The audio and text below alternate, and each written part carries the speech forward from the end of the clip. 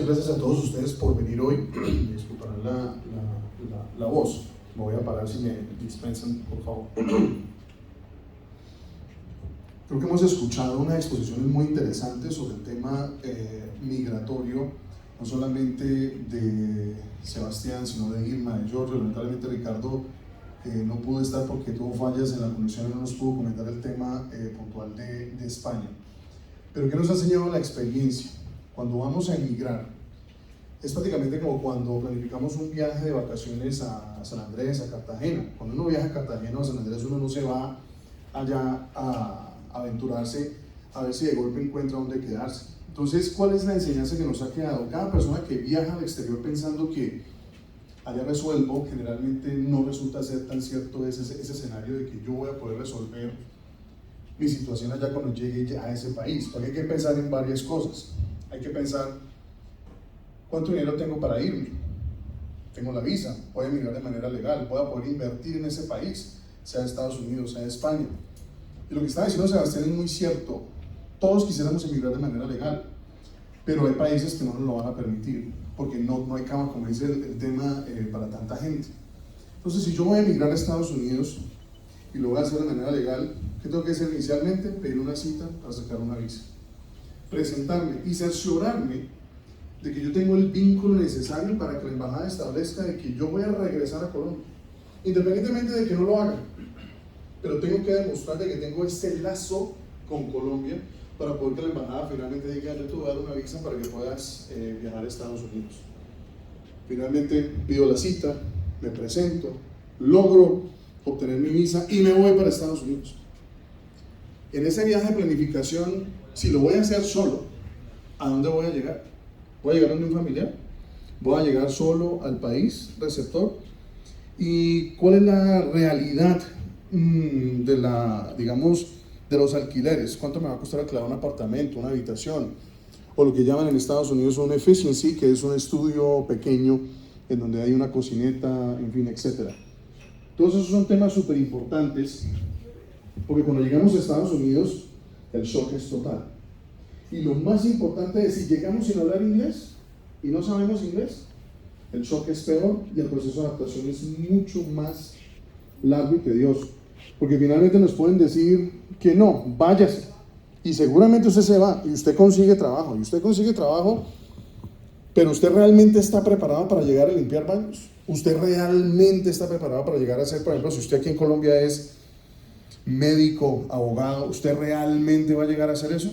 Y eso hace parte del proceso de adaptación.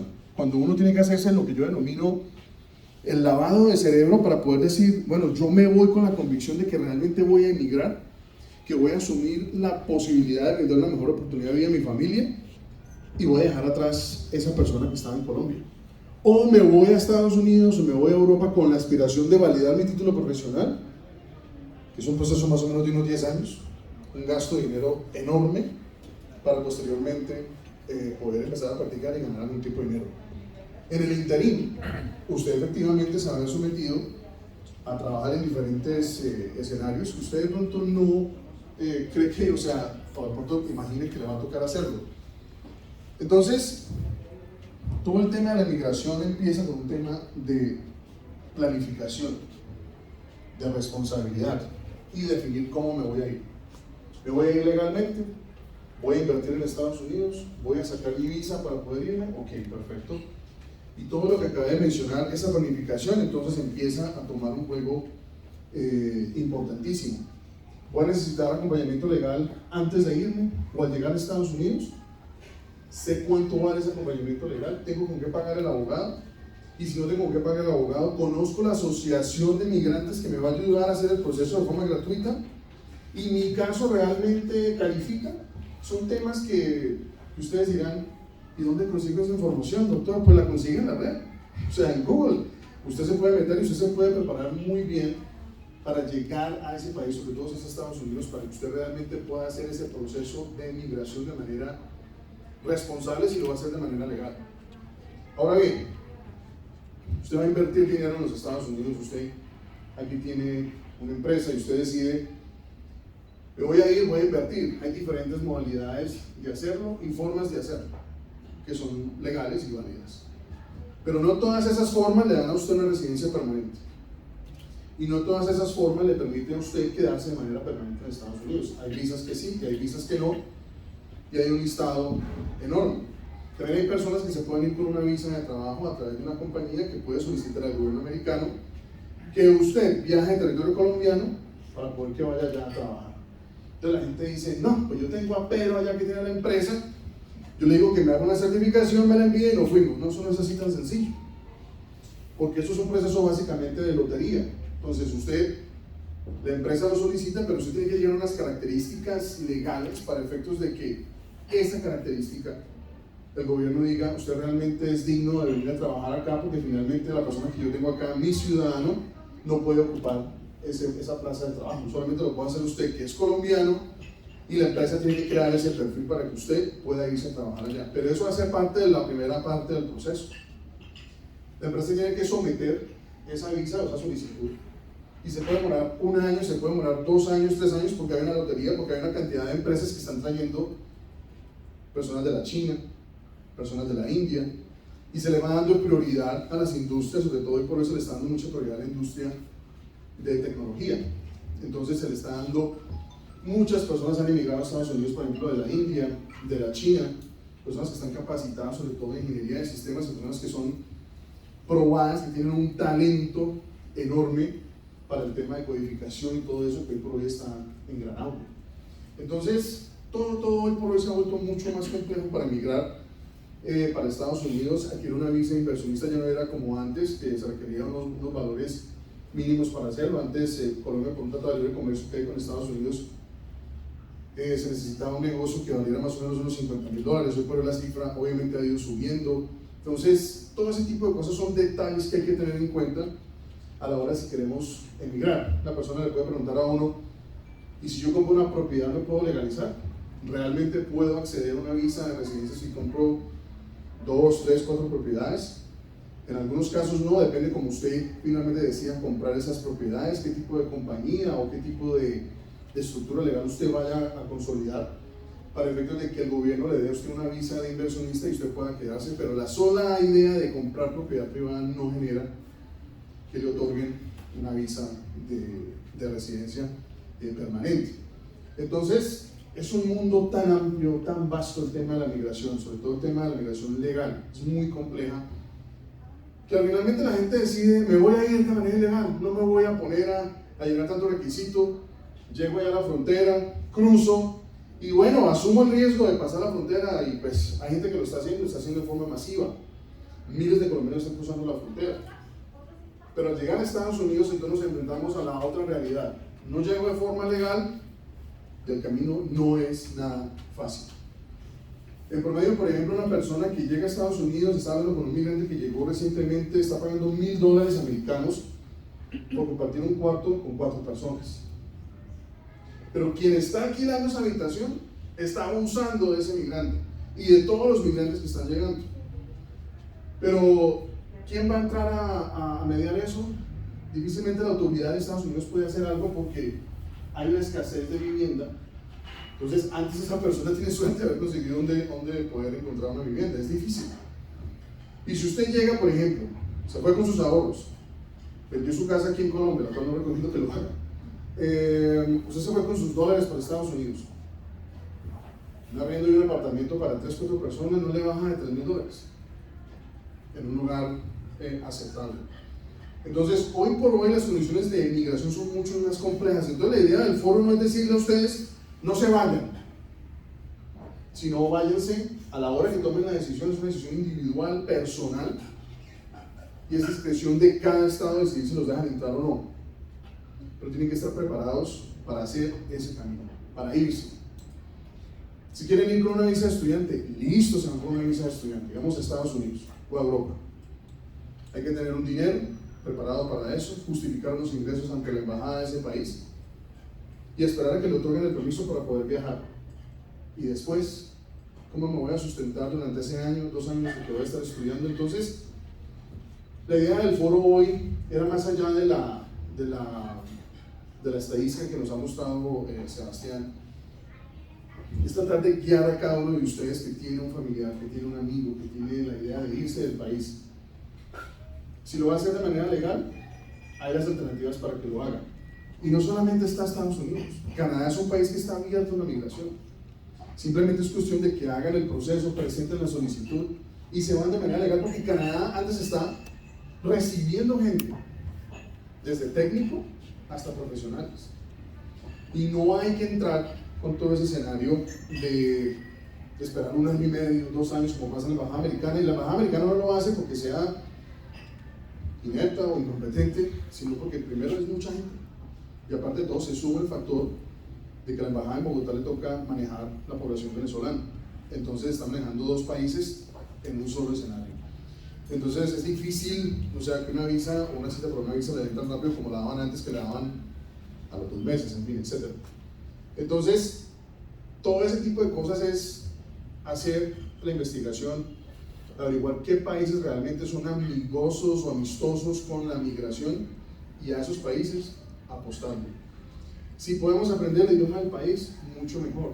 Yo conozco casos de migrantes colombianos con dinero que han llegado a Estados Unidos, han invertido dinero para poder abrir empresas y se han divorciado al año.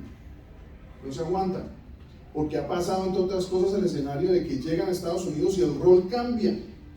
Ya no es el hombre el que tiene la batuta, sino que de golpe la mujer despertó, la mujer tiene la capacidad y dice, bueno, yo me voy a reinventar, y termina siendo la mujer la que empieza a liderar el proceso de adaptación. Hay algunos hombres que no pueden con eso. En algunos casos han presentado peticiones de asilo, no pueden volver al país.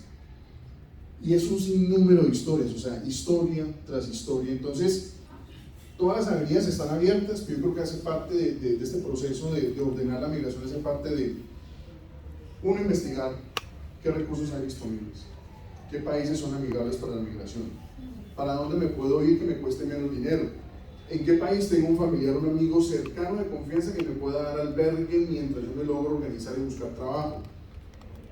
En España, por ejemplo, es bien complejo lograr que una persona se logre apadrinar, lo cual implica que es que alguien lo reciba y le dé un trabajo, le dé la posibilidad de registrarlo en esa ciudad y a partir de ahí empezar ese proceso migratorio. En Francia, por ejemplo, hay una cantidad de colombianos que duermen en carpas en la calle, porque se fueron de aquí, creyeron en ese sueño migrante y cuando llegaron allá se dieron cuenta que no era así, pero igual se quedaron porque igual no tienen a qué regresar. Acá no tienen a qué regresar. Entonces, y si contamos todas las historias de los migrantes, yo creo que salen de aquí llorando, porque los sacrificios que tiene que hacer la gente en muchos casos para legalizarse son increíbles. Dinero, trabajar 2 trabajos, 3 trabajos. Entonces, lo que yo hago es que si ese es el camino, no hay otra alternativa, nos vamos de forma ilegal, háganlo, pero cerciorándose de que están cubriendo todos los riesgos posibles, no se lleven niños, y si se los van a llevar, cerciórense de que ese niño no vaya a padecer calores, dificultades, en fin, todo lo que se puede presentar cruzando esa frontera sur. Y cuando lleguen a Estados Unidos, ya vayan con la historia, lo que van a finalmente decir a ese funcionario cuando sean capturados. No llegar allá a la frontera, ¿y qué voy a decir? ¿Okay? No, hay que ir ya preparados con lo que se va a decir. Hay que decir a dónde van a llegar, quién es la persona que los va a recibir, porque eso va a permitir que el proceso de captura y que los dejen salir para que puedan presentarse a las diferentes audiencias frente al juez de migración sea mucho más rápido. Estados Unidos en este momento está en un proceso de no puede atender tanta gente, entonces no es que está abriendo la puerta, sino sencillamente está dejando que la gente entre, que se cumpla el proceso y van a ir sacando a la gente. No es un tema de que venga, entre, que se va a quedar, no. Y se puede quedar, pero se va a quedar en la sombra, porque difícilmente usted, si entra por la frontera sur, usted se va a poder legalizar al libre. Muy probablemente nunca. Porque si en algún escenario, por ejemplo, usted presentó su asilo, se lo negaron, usted tiene 2 opciones: se queda de manera ilegal en las sombras o se devuelve para Colombia. No tiene otra alternativa, o se va para otro país. O sea, pero si usted se queda en Estados Unidos, si usted le niegan su asilo, porque usted no tiene una argumentación que realmente el juez diga, bueno, aquí realmente hay una justificación para que esta persona se quede, porque se llama un miedo creíble, y la argumentación de su caso es vaga, le van a negar el asilo y le van a dar una orden de deportación. si usted no tiene una mamá, un hermano que lo pueda pedir, que sean ciudadanos o residentes permanentes, no hay lo que se llama un remedio, y un remedio es sencillamente poner una cinta sobre una grieta para poder que el agua no se salga. Y esa agua es que lo deportan. Entonces yo le digo al juez, mi caso de asilo no fue aceptado, pero mi mamá es ciudadana y mi mamá vive en Nueva York y me va a pedir. Entonces el juez dice, ok, entonces tienes un argumento, un remedio legal para poder justificar que te vas a quedar. He conocido colombianos que llegan a Miami, que llegan a Nueva York, a Los Ángeles, y les toca ponerse, por ejemplo, a pintar casas, a podar pasto con temperaturas de 38 grados centígrados, todos los días. Y si no es al aire libre, es en un restaurante, en una cocina, con la temperatura a 48 grados centígrados en una cocina. Estos son los casos más dramáticos, de los casos de colombianos que se fueron y dijeron, bueno, hay que resolver, hay que trabajar, tenemos una necesidad, y no le puede decir a la gente no se vaya. Pero entonces la idea es que podamos cada día más, no decirle a la gente no se vaya, sino decirle a la gente váyase, pero váyase de manera responsable, ordenada, y sepan bien cómo van a estructurar ese camino. Y en el peor de los casos, si a la persona le tocó quedarse en las sombras, yo siempre digo, planifíquese a 10 años, trabaje sin fin, ahorre su dinero y se viene para su país. Y invierte, porque este país, sea como sea, es nuestra casa. Con todos los defectos, Colombia es un gran país y también tenemos que pensar en que pues, tenemos que apostar en él de alguna manera, porque si no, no lo vamos a sacar adelante. Pero eso creo que es como lo más importante a reseñar de este foro, es eso, planificarnos, sea que nos vamos de manera legal o nos vamos de manera ilegal. Y si nos vamos a ir a Europa, miren, les cuento, han habido varias historias que hemos conocido durante todo este proceso de atender migrantes. Una chica se fue, ella inclusive está en la red Cerricoles, ella se fue con una visa de trabajo para la India. Llegó a la India, empezó la pandemia y le cortaron la visa pues porque el trabajo se acabó. Ella no podía regresarse porque no tenía, se fue limitada pensando que se iba a ganar esos recursos de su trabajo. Le tocó quedarse, trabajar de forma irregular. Cuando quiso devolverse acá, durante la pandemia, pues no voy a entrar en temas políticos, pero pues sobra decir que solo pudieron regresar al país los que pudieron pagar los excesivos costos de los vuelos humanitarios, que fueron un abuso con esa comunidad migrante. Entonces ella fue una de esas colombianas que le tocó quedarse. Ya habla hindú, ya mejor dicho, en fin, no tuvo otra opción, le tocó resolver. Y así un sinnúmero de escenarios. Atendimos un caso hace 3 años de una familiar de un amigo mío querido. Ella andaba por allá, creo que en Vietnam no hay consulado. Entonces la robaron, perdió sus documentos. Y el cónsul que estaba en Singapur, que es la persona encargada de atender esos países que están cercanos, no quería expedir el pasaporte para que ella retornara a Alemania, donde ella pues vive con su pareja. ¿Qué le implicaba eso a esta ciudadana? El tipo, el funcionario, le dijo, no, pues yo le doy el pasaporte para que usted vuelva a Bogotá, y desde Bogotá usted resuelve el pasaporte y se devuelve a Alemania. Entonces, dimos la lucha para que este funcionario, que está dentro de sus obligaciones consulares, fuera donde estaba esta ciudadana y les pidiera el pasaporte de mala gana.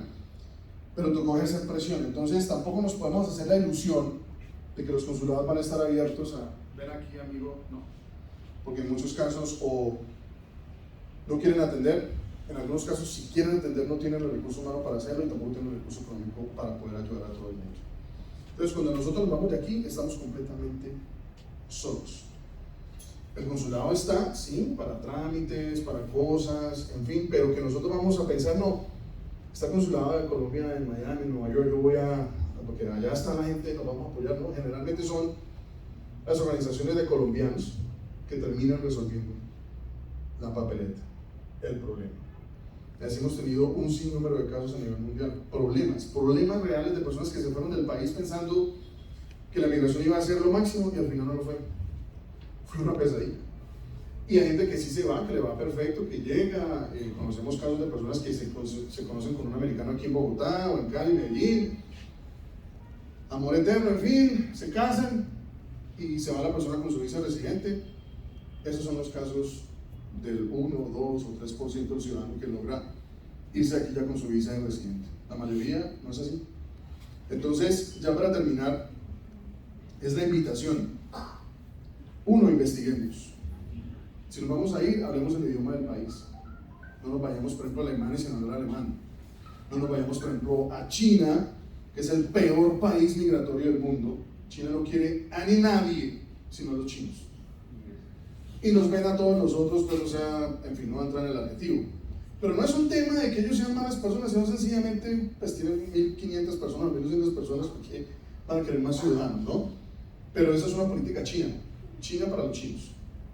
Entonces, China no es una recomendación para viajar, aunque hay colombianos también. Restaurantes colombianos hay de todos, es increíble. Y han logrado conformar una comunidad colombiana interesante en diferentes ciudades de China. ¿Pero por qué? Porque hay un gran intercambio comercial. Hay mucho empresario colombiano que se ha ido para allá. Pero igual, sacar una visa para China, ir a China, no es un escenario fácil y es bien complejo. Y lo más importante antes de hacer el espacio para las preguntas, no podemos seguir con la mentalidad del colombiano de que es que yo me voy, allá hago el atajo, que allá hago la jugada, en fin. Lo que usted tenga que hacer, hágalo por la vía legal y correcta. Si le tocó romper la ley, pues cerciórese que no lo van a coger, porque si lo llegan a coger se la aplican todas. No es como aquí en Colombia que no, yo resuelvo algo con el amigo allá, el juez, el compañero, eso no sucede así. Entonces creo que es esa enseñanza. Por ejemplo, hay muchos colombianos que se han ido para China, lamentablemente, a cometer actos ilícitos. Allá, por ejemplo, traficar, el tema de trata de personas se castiga con la pena de muerte. Sencillo. Hay otros países, por ejemplo, como en el caso de los Emiratos Árabes, otros países de origen musulmán, ciertos actos se miran la pena de muerte. Y allá no hay lugar a que el gobierno colombiano pueda interceder o que pueda ayudarnos. Entonces, todo esto en síntesis lo que dice es que tenemos que ser responsables a la hora de emigrar. Preparémonos, ahorremos la plata, vayámonos bien educados frente al país para que ese proceso de adaptación sea el más fácil. Ojo, y si nos vamos a ir a España, y la migración es a España, no pensemos que es porque España es España y hablan español, entonces no, pues yo me voy eso allá, resolverlos cuando me hablan español. No, nuevamente no. El choque cultural es enorme, entonces ¿qué aconsejo yo? Estudien la cultura del país para donde se van a ir, entiendan cómo piensan esas personas, cómo ven esas personas a los colombianos, a los latinoamericanos, empaparse, para poder que cuando lleguemos a ese estado receptor podamos al menos saber en qué país estamos.